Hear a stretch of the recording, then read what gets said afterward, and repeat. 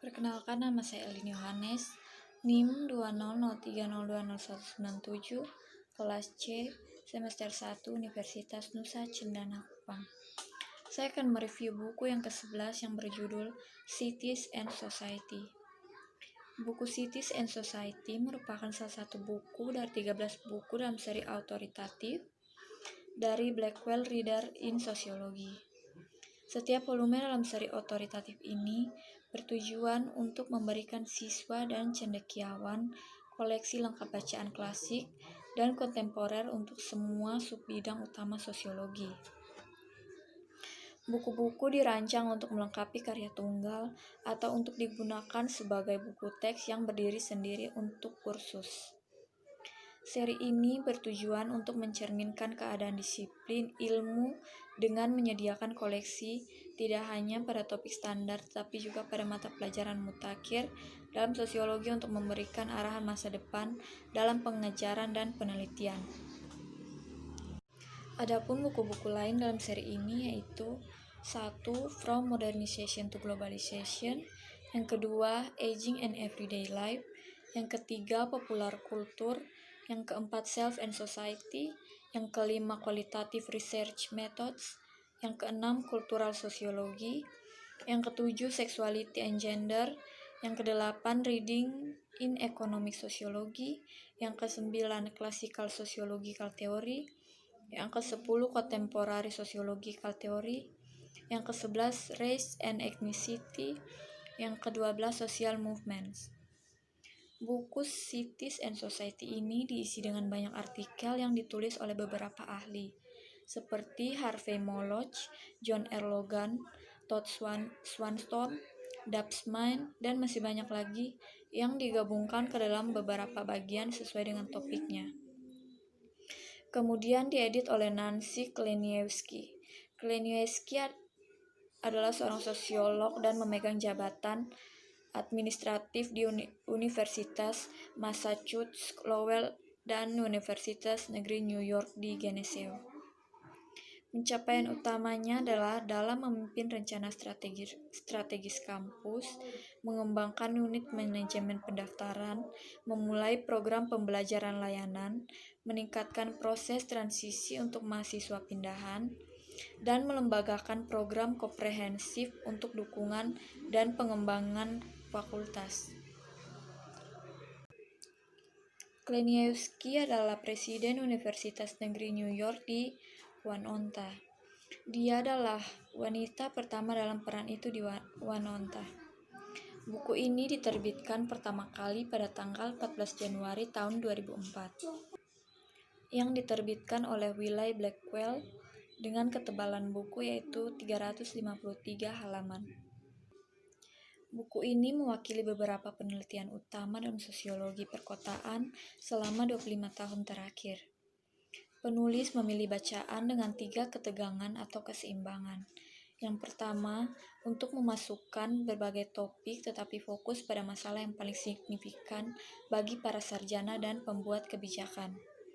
Yang kedua, untuk menekankan karya sosiolog tetapi menggabungkan karya dari disiplin ilmu lain. Dan yang ketiga, agar dapat diakses dan menarik bagi sarjana, tetapi menyertakan substansi ilmiah yang cukup untuk melibatkan mahasiswa pasca sarjana.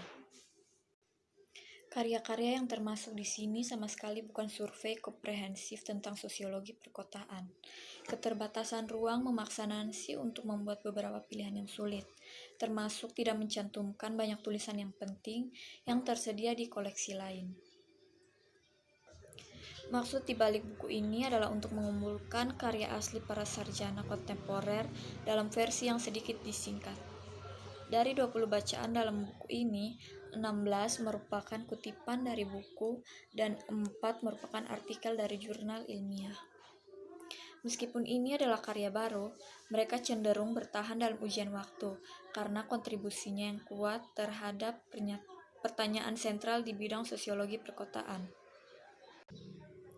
Bacaan dalam buku ini dibagi menjadi 4 bagian yang mengeksplorasi 4 pendekatan utama tentang kota atau cities.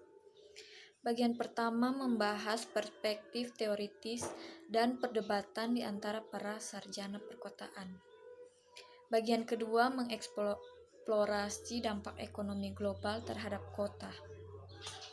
Bagian ketiga menjelaskan perubahan ekonomi perkotaan dan dampaknya terhadap berbagai kelompok masyarakat.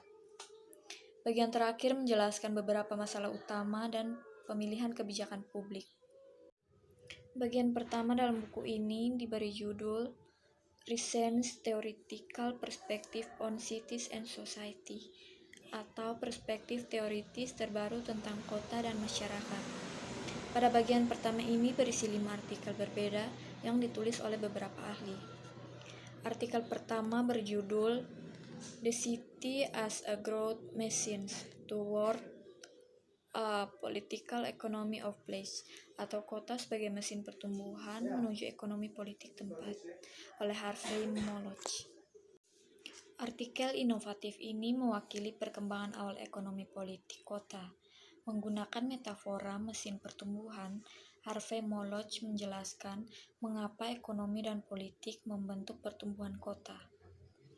Dia menunjukkan bahwa kelompok-kelompok kuat tertentu mendapat manfaat dari pertumbuhan kota dan oleh karena itu bertindak lebih atau kurang bersama-sama untuk mendorong pertumbuhan.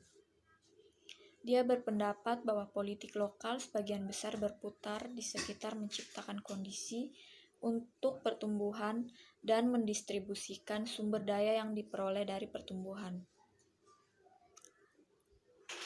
Pentingnya kontribusi Moloch pada sosiologi perkotaan adalah bahwa berbeda dengan ahli teori sekolah Chicago, ia menekankan perbedaan kekuatan kelompok saat mereka bersaing untuk mendapatkan ruang dan sumber daya lainnya. Moloch dan John Logan kemudian mengembangkan artikel ini menjadi sebuah buku, Urban Fortune, salah satu pernyataan teori ekonomi politik perkotaan yang paling berkembang. Artikel kedua dalam bagian ini berjudul Urban Restructuring a Critical View, atau restrukturisasi perkotaan pandangan kritis, oleh John R. Logan dan Todd Swanstorm. Kutipan ini berasal dari pengantar koleksi yang diedit Beyond the City Limits. John Logan dan Todd Swanstorm mengembangkan volume sebagai respon terhadap gejolak ekonomi besar pada tahun 1970-an dan 1980-an. Terutama penurunan manufaktur dan pertumbuhan ekonomi jasa yang menghancurkan banyak kota industri yang lebih tua. Menurut Logan dan Swanstorm, baik teori konservatif maupun neo-Marxis mencirikan kota-kota tidak mampu mengubah kekuatan ekonomi global. Analisis konservatif berpendapat bahwa restrukturisasi ekonomi akan membawa perubahan positif dari waktu ke waktu. Neo-Marxis berpendapat bahwa perubahan global dalam ekonomi kapitalis telah menyebabkan transisi dalam rezim sosioekonomi negara industri dan Fordisme ke produksi fleksibel. Kedua garis pemikiran tersebut menggambarkan perubahan ekonomi global sebagai hal yang tidak dapat dihindari, oleh karena itu tidak tunduk pada intervensi di tingkat lokal. Dalam istilah sosiologis, mereka menekankan struktur di atas agensi. Dengan membandingkan studi kasus dari Inggris, Prancis, Jepang, dan Amerika Serikat, Logan dan Swanstorm menunjukkan bahwa kota dipengaruhi oleh 3 faktor: kekuatan pasar, konteks sosiopolitik bangsa dan wilayah, dan kebijakan pemerintah, baik di tingkat nasional maupun lokal. Perbedaan ini menunjukkan bahwa kota tidak hanya dikendalikan oleh kekuatan pasar, tetapi dibentuk oleh pembuat kebijakan. Artikel ketiga dalam bagian pertama ini berjudul Space and Status, atau ruang dan status, oleh Dappenspine. Hingga 1980-an, sosiolog perkotaan hampir mengabaikan isu gender dan dampaknya terhadap kehidupan perkotaan dan masyarakat.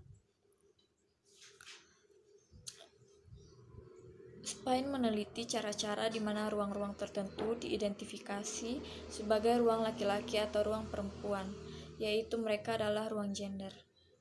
Dia berpendapat bahwa pemisahan spasial antara jenis kelamin memperkuat dan memperburuk keadaan gender karena sering digunakan untuk mengecualikan perempuan dari pengetahuan pengalaman yang memberikan status dan kekuasaan kepada laki-laki. Di tempat-tempat seperti rumah, sekolah, dan tempat ibadah, Spain mendokumentasikan pemisahan gender yang tersebar luas. Dia menyimpulkan bahwa status perempuan tidak hanya berasal dari peran mereka dalam keluarga dan ekonomi, tetapi juga dari cara sistematis di mana masyarakat menggunakan ruang untuk memperkuat hak istimewa laki-laki. Jika kota Chicago adalah model untuk sekolah sosiologi perkotaan Chicago, dapatkah kota Los Angeles menjadi model untuk sekolah baru studi perkotaan? Inilah yang diusulkan Michael Dear. Artikel terakhir pada bagian ini adalah Modernity, Postmodernity, and Urban Culture oleh Mike Savage and Alan Watt. Dalam bacaan ini, Mike dan Alan mengeksplorasi beberapa klaim tentang sifat kota yang semakin postmodern. Istilah postmodern telah digunakan dalam arsitektur untuk menggambarkan pergeseran dari gaya internasional fungsional baja, kaca, dan kotak beton menuju bangunan yang gaya eklektik, lebih rumit, dan khas. Mereka menyimpulkan bahwa kota dibentuk bukan oleh kekuatan dan struktur ekonomi, tetapi oleh makna budaya yang melekat pada ruang. Pada bagian kedua diberi judul Globalization and its Impact on Cities, atau globalisasi dan dampaknya terhadap kota. Pada bagian ketiga dari buku ini diberi judul The Changing Urban Economy, atau perubahan ekonomi perkotaan. Pada bagian terakhir, yakni bagian keempat, diberi judul Urban Policy Choice, atau pilihan kebijakan perkotaan. Oke, baik, sekian dan terima kasih.